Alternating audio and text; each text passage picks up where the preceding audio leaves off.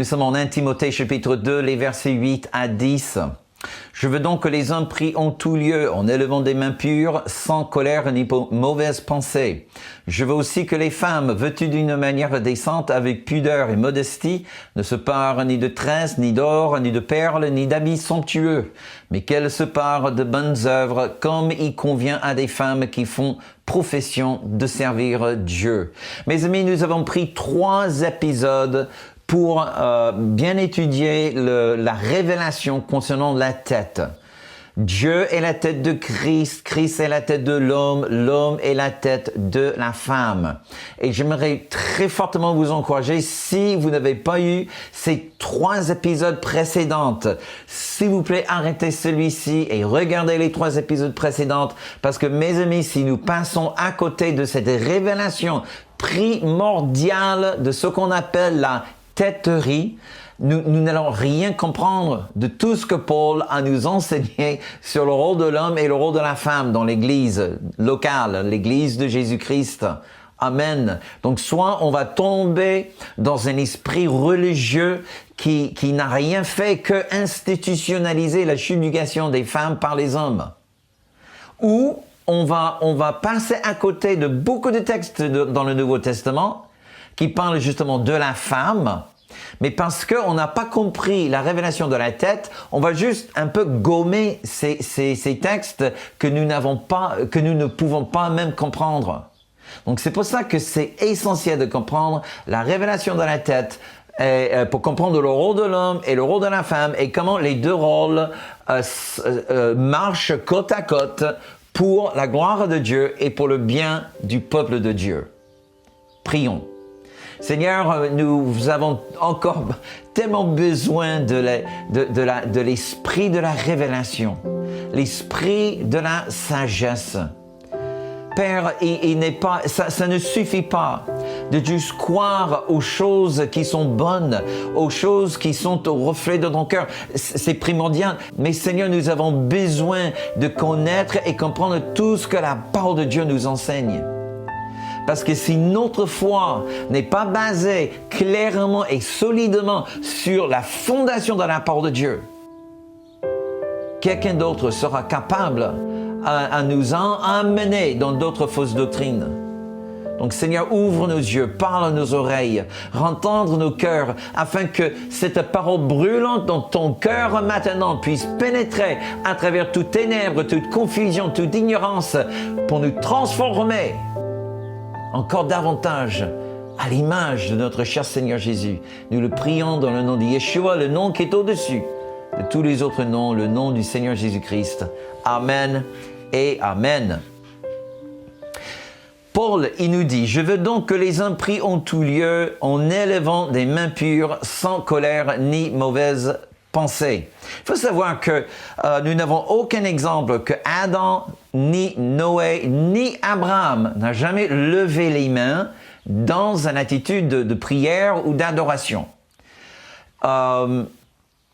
Le moment où on commence vraiment à voir dans la Bible ces références à la notion de lever les mains, c'est à partir de David. Et ce n'est peut-être pas étonnant parce que ce n'est qu'avec l'alliance davidique que nous voyons une adoration qui est dynamique et non pas juste liturgique, comme nous avons vu au temps de Moïse. Et nous pouvons lire par exemple, en Psaume 133, les versets 1 et 2. « Voici, bénissez l'Éternel, vous tous, serviteurs de l'Éternel, qui vous tenez dans la maison de l'Éternel pendant les nuits. Élevez vos mains vers le sanctuaire et bénissez l'Éternel. » Encore en Psaume 28 et le verset 2. « Écoutez la voix de mes supplications, Dieu, quand je crie à toi, quand j'élève mes mains vers ton sanctuaire. » Mais il y a quand même un texte biblique qu'il faut absolument noter ici. La première fois que la Bible parle des mains, c'est la toute première fois dans la Bible où on parle des mains et on va y voir quand même une sorte de déclaration prophétique et ça va vraiment nous aider à comprendre le sens de lever les mains vers le Seigneur. Nous tournons notre regard dans le livre de Genèse. Nous sommes dans le chapitre 5. Alors, Lamech engendre un fils qui s'appellerait Noé. Alors, en Genèse chapitre 5 et le verset 29, nous lisons ceci. Lamech lui donna le nom de Noé en disant « Celui-ci nous consolera de nos fatigues et, et du travail pénible de nos mains, provenant de cette terre que l'Éternel a maudite. » Alors, très intéressant, parce que là, encore une fois, Lamech, il engendre Noé. Le sens du mot Noé en hébreu veut dire « celui qui nous donne du repos ». Donc, la première référence de la main, c'est en connexion avec la terre maudite et un travail pénible. Et cette notion que, et d'ailleurs, nous lisons en psaume 24, qui nous dit ceci, qui pourra monter à la montagne de l'Éternel, qui s'élèvera jusqu'à son lieu saint, celui qui a les mains innocentes, ou pures, ou sanctifiées, et le cœur pur. Donc, vous voyez, cette notion de toucher ce qui est maudit. Et en contrepartie, quand on lève les mains vers le Seigneur, mes amis, ça symbolise notre libération de toute malédiction. Alléluia. Nous levons les mains, nous avons reçu la purification, nous avons reçu la sanctification de tout notre être, de notre caractère, etc. On n'est plus de ceux qui touchent la partie maudite. On est ceux maintenant qui ont touché le céleste, touché le divin, touché la sainteté. Et maintenant, je peux lever les mains qui sont pures devant le Seigneur. Il y a aussi une autre référence à cette notion de lever les mains qui provient d'Exode. Certainement, vous vous souvenez la fois où Josué a dû confronter les Amalacites. En fait, pour faire très bref, Israël s'est déplacé dans le désert. Ils sont arrivés dans un lieu où il n'avait pas d'eau. Et le peuple a commencé à se plaindre contre l'Éternel et contre Moïse. Donc c'est la première fois que Dieu dit à Moïse, prendre le bâton et frappe le rocher et l'eau en sortira. Et c'est exactement passé comme ça. Donc là, au milieu du désert, sans aucune source d'eau, Dieu a fait jaillir l'eau depuis un rocher qui a continué à suivre Israël pendant les 40 ans dans le désert. Extraordinaire, le miracle. Alors, les Amalacites, c'était qui? Alors, Amalek était le petit-fils du frère de Jacob, Ésaü. Ésaü était le frère de Jacob et son petit-fils s'appelait Malek, qui était le fondateur de ce clan, ce tribu, qui s'appelait les Amalacites. Alors, les Amalacites, certainement, c'était un peuple du désert. Ils vivaient dans le Negev et puis la partie nord de l'Arabie Saoudite. Ce qui est aujourd'hui l'Arabie Saoudite. Alors, c'était un peuple du désert. Donc, ils dépendaient de l'eau, des sources d'eau. Et ils connaissaient très bien, ils connaissaient qu'Israël était sorti d'Égypte.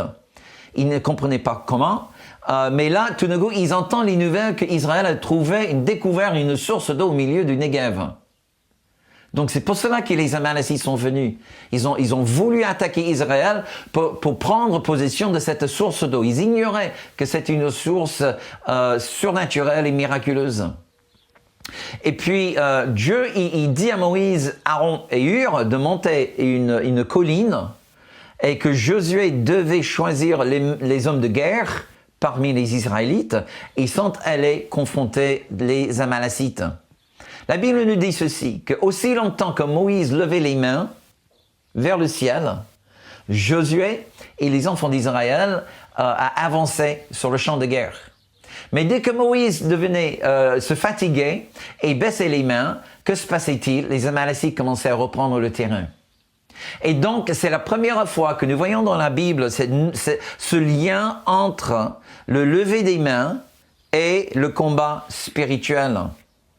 La Bible nous dit ceci en Exode chapitre 17 et les versets 12 et 13. Les mains de Moïse étant fatiguées, ils prirent une pierre qu'ils placèrent sous lui et il s'assit dessus. Aaron et Hur soutenaient ses mains, l'un d'un côté et l'autre de l'autre. Et ses mains restèrent fermes jusqu'au coucher du soleil et Josué vainquit Amalek et son peuple au tranchant de l'épée. Donc après cette belle victoire, la première fois que Israël s'est fait attaquer par une nation, et désormais, en fait, chaque fois que vous voyez les Amalekites dans la Bible, ils confrontaient Israël, ils venaient à l'attaque d'Israël. Et les Amalekites sont reconnus en tant que la première nation qui s'est levée contre l'Éternel et contre son oint. Donc, Moïse bâtit un autel sur la colline et il appelle cet autel Yahweh Nissi. C'est très important. Yahweh Nissi. Le mot Nissi veut dire la bannière ou l'étendard. Mais c'est pas juste n'importe quel étendard, mes amis.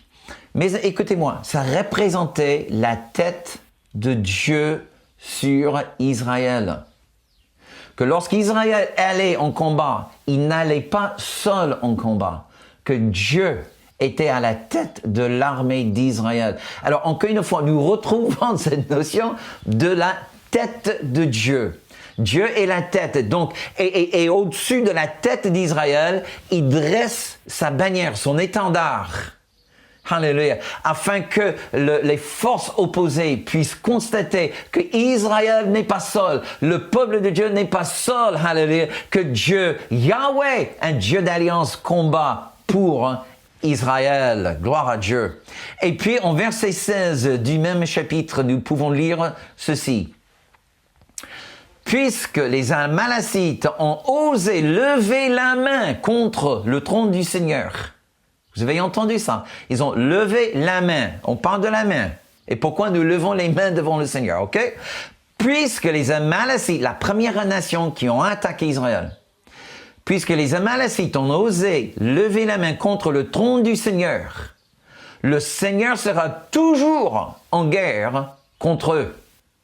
C'est dans la traduction de la Nouvelle Français courant. Mais le Louis II rajoute ceci de génération en génération. Mais nous pouvons voir qu'au temps du roi David, les Amalekites étaient encore là. Josué n'a pas fait disparaître tous les Amalekites. Ni le roi Saül, ni les juges. Alors, mais c'était au temps de David, ils ont exterminé tous les Amalekites. Néanmoins, Dieu, il a dit que Israël allait se battre contre les Amalekites pour toujours.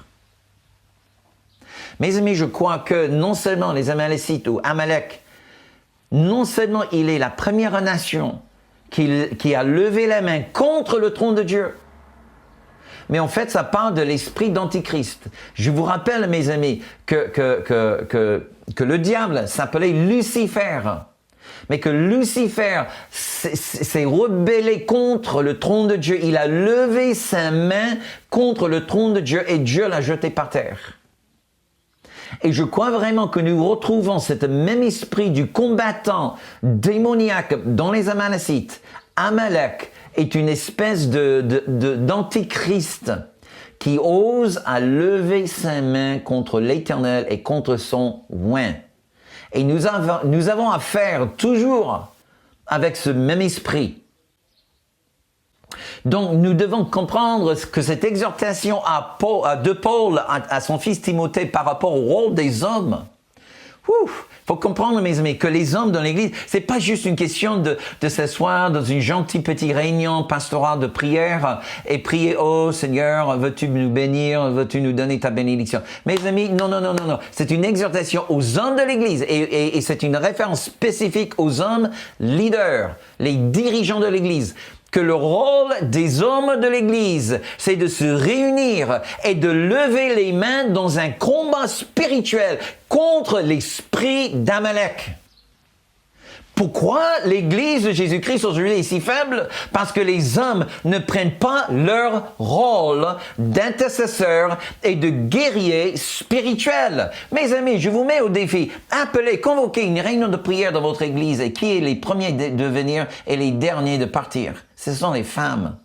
Mes amis, bien évidemment, la Bible n'est pas contre la femme qui prie. Mon Dieu, c'est la première personne qui accueille Yeshua quand il était tout bébé. C'était une femme intercesseuse, Anne, qui était prophétesse, qui priait jour et nuit dans le temple. Dieu a honoré la femme intercesseuse. Mes amis, gloire à Dieu pour les femmes qui intercèdent. Mais si nous voulons vraiment voir une église puissante, glorieuse, qui fait trembler l'enfer, il faut que les hommes se lèvent dans l'église. Il faut que les hommes prient leur place, comme Moïse, comme Aaron, comme Hur, qui lèvent les mains dans un combat spirituel contre l'esprit d'Amalek. Et là, mes amis, nous verrons les changements dans la société. Gloire à Dieu. Il dit sans colère ni mauvaise pensée. Le mot colère, c'est le mot orgueil en grec qui signifie un esprit excité ou exciter l'esprit. En fait, ça veut dire plutôt pas colère dans le sens que je suis fâché, mais c'est colère dans le sens que je suis excité. J'ai un esprit qui est sans contrôle. Je suis obsédé par mes circonstances, obsédé par les gens qui m'ont blessé et qui m'ont offensé et qui m'ont déçu. En fait, Paul est en train de dire qu'un vrai leader, il a ses yeux fixés sur Christ, il a les yeux fixés sur le Seigneur, il comprend les ruses du diable, il comprend bien l'esprit d'Amalek. Et il n'a pas la liberté d'être distrait par ses circonstances. Il a une maîtrise de son âme, gloire à Dieu. Et puis le mot mauvaise pensée est le mot en grec dialogismos. Dialogismos, d'où vient notre mot dialogue, et qui signifie tout simplement analyser en profondeur une chose particulière. Analyser en profondeur une chose. Mes amis, je serai bref. Il y a des lois naturelles, mais il y a aussi les lois surnaturelles ou célestes, ou divines, qui appartiennent au royaume de Dieu. Lorsqu'un homme raisonne depuis les lois naturelles, tant qu'il reste dans les affaires naturelles, ça marche et c'est brillant. Mais un homme dans l'Église qui raisonne uniquement basé sur les lois naturelles pour expliquer le surnaturel, mes amis, c'est un homme charnel. C'est un enfant spirituel. C'est pas un leader. Et en fait, ce que Paul est en train de dire, c'est qu'un dirigeant, déjà, il doit avoir une maîtrise de son caractère, une maîtrise de son âme. Et puis, deuxième chose, il faut qu'il soit un homme de foi. Amen. Il faut qu'il soit un homme qui est autant convaincu des lois spirituelles qu'il est des lois naturelles. Et quand il voit un phénomène spirituel en action, il va pas raisonner avec la connaissance naturelle, il va raisonner avec la connaissance spirituelle. Ce que vous voyez, Paul n'est pas en train de dénigrer le naturel, il est en train d'exalter le spirituel. Gloire à Dieu. Ensuite, Paul, il nous parle de la femme. Mais c'est pas juste n'importe quelle femme, mes amis. Déjà, il y a deux indications qui parlent, il ne parle pas de toutes les femmes dans l'Église. Tout d'abord, il commence avec une phrase qui n'apparaît pas vraiment bien clairement dans le Louis II. C'est un peu dommage. Mais en fait, dans le grec, il commence avec cette phrase qui signifie d'une même manière ou d'une manière similaire. En fait, le mot grec, c'est le mot aousotos, qui ne veut pas dire identique, mais qui communique la notion de faire une chose très similaire. OK. Deuxième chose, à la fin de ce texte, le Louis II, il dit, comme il convient à des femmes qui font profession de servir Dieu. Et en fait, cette phrase signifie des femmes qui ont fait une promesse, une femme qui ont fait une promesse ou qui s'engage dans un esprit de révérence envers Dieu à le servir par les bonnes œuvres. Mes amis, puis-je vous dire tout simplement que, encore une fois, c'est pas une référence à toutes les femmes de l'Église. Soit, et c'est pas absolument clair, sûr et certain, mais soit Paul, il fait référence aux femmes diaconesses, ou soit Paul, il fait référence aux femmes qui sont mariées aux hommes dirigeants. Ces mêmes hommes qui font sujet de la première partie du verset. Quand il dit « Je veux que les hommes prient », dans une façon similaire, je veux que les femmes Encore une fois, est-ce qu'il parle il parle pas de toutes les femmes, c'est soit les diaconesses ou soit il parle des femmes épousées à ces hommes qui sont en train de prier. Et moi, je crois plutôt le second, quoique la première, ça pourrait marcher aussi. Mais il ne parle pas de toutes les femmes de l'Église. Et là, il dit, je veux que les femmes soient vêtues d'une manière décente, avec pudeur et modestie. Ne se parent ni de tresses, ni d'or, ni de perles, ni d'habits somptueux. Alors, qu'est-ce que cela veut dire au juste? Tout d'abord, il faut savoir qu'au 1er siècle, au temps de l'apôtre Paul, les femmes qui faisaient partie de la classe supérieure, les plus riches, les riches des riches, okay, le plus haute société, elles s'habillaient d'une manière que toutes les autres femmes ne pouvaient pas. C'était vraiment des habits très coûteux et très somptueux. Et elles mettaient les cheveux en tresses. Et autour des tresses, elle mettait des fils d'or et avec des perles. Et c'était pour se distinguer de toutes les autres femmes. Alors un voyou, un voleur, ou n'importe qui, mais vraiment un type mauvais, alors quand il voyait une telle femme, il n'osait même pas la toucher. Pour la simple raison de ce qu'elle représente. Soit son mari, un sénateur, ou il est quelqu'un attaché ou militaire, ou c'est quelqu'un de très très très riche. Et si jamais un homme touche à une telle femme, alors les conséquences sont sévères. Tandis qu'il peut toucher n'importe quelle autre femme. Et malheureusement, mes amis, la société est telle que les femmes étaient quand même des objets de désir des hommes. Mais une femme habillée de cette manière, intouchable. Et en fait, l'interdiction de Paul n'est pas contre le maquillage, n'est pas contre la beauté extérieure. L'exhortation de Paul, c'est pour les femmes dirigeantes de l'Église de ne pas s'habiller d'une manière qui les distingue de toutes les autres femmes. C'est aussi simple que ça, mes amis. Le mot, en fait, et même le mot qui est traduit vêtir ici, ou qu'elle se vête d'une manière décente, etc., c'est le mot cosméo, d'où vient notre mot cosmétique. Et le mot cosméo en grec veut dire littéralement décorer. Alors Paul, il dit, je ne veux pas que les femmes se décorent comme le monde, mais qu'elles se décorent avec 3 choses. La première chose, il dit d'une manière décente, qui veut dire simplement appropriée. 2, qu'elle s'habille avec la pudeur, qui veut dire littéralement, en fait c'est un mot en grec qui veut dire littéralement baisser le regard, mais qui évoque vraiment cette notion d'honneur et de respect envers Dieu. Et puis 3e chose, avec modestie. Alors, chose qui est très intéressante, pour moi c'est vraiment mal traduit, le mot veut dire tout simplement une pensée bien équilibrée. Il y a 3 questions, et même honnêtement, les hommes doivent se poser aussi ces 3 questions quand on quitte la maison, d'accord? Déjà, 1, mon image extérieure reflète-t-elle mon caractère intérieur? 2, mon apparence rend-elle gloire au Dieu que je sers? Amen. Numéro 3, est-ce que j'inspire les gens que je dirige par la façon dont je m'habille? Alléluia. Maintenant, si vous pouvez répondre à ces questions avec toute honnêteté devant Dieu, avec tout sens de pureté de cœur et d'intégrité de l'âme, alléluia, mes amis, que personne ne te condamne. Parce que nous vivons par la grâce et pour la gloire de Dieu.